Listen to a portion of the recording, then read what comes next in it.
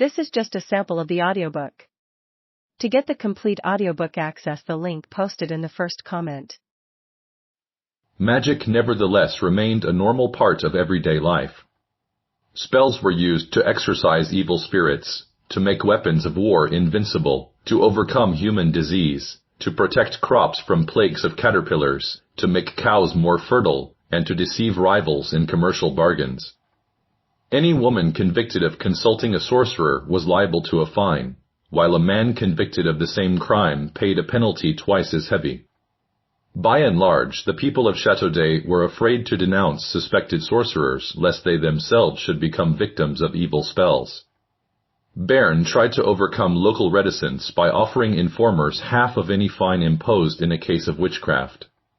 Convicted magicians and persons covertly possessing books of magical practices were stripped of their honors, incarcerated in prison, or even driven into exile.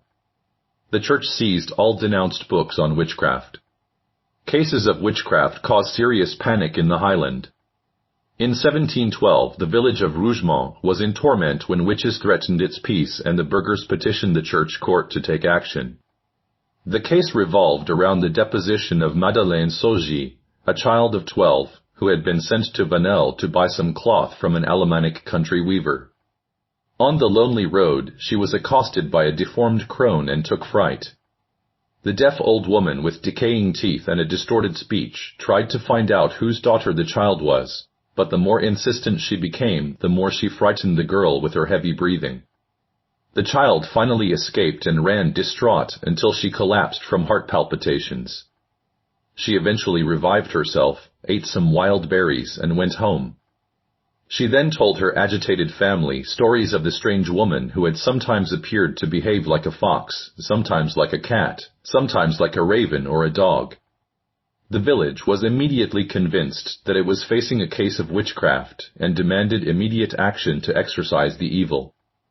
The now bewildered child was brought before a terrifying tribunal of church elders, which concluded from her testimony that she had been bewitched. To the shock of her father, she asked him one day, "What does 'Ich glaub nicht in Gott' mean?"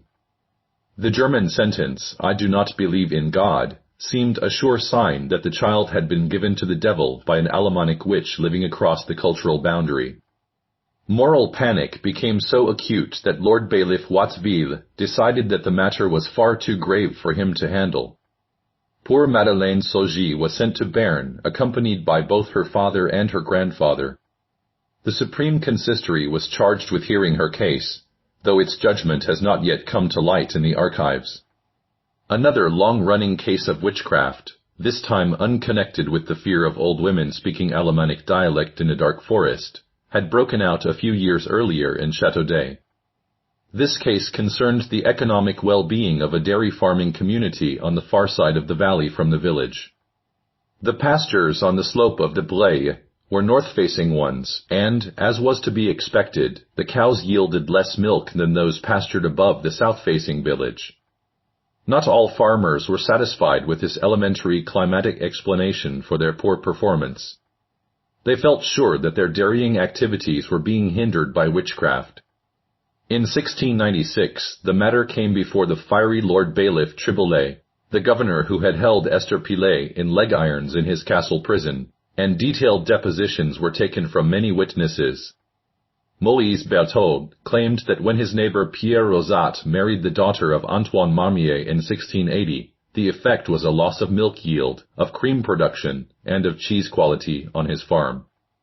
Abraham Lude supported the allegation and claimed that in the 7 or 8 years during which he had been a neighbor of Pierre Rosat, his milk production had also suffered.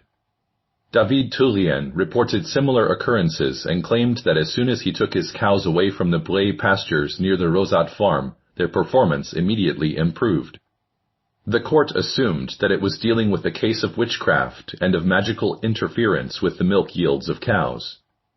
Both Rosat and his wife had previous convictions for witchcraft and had served long prison sentences. It was reported that while they had been in prison, the cows of their neighbors had miraculously recovered.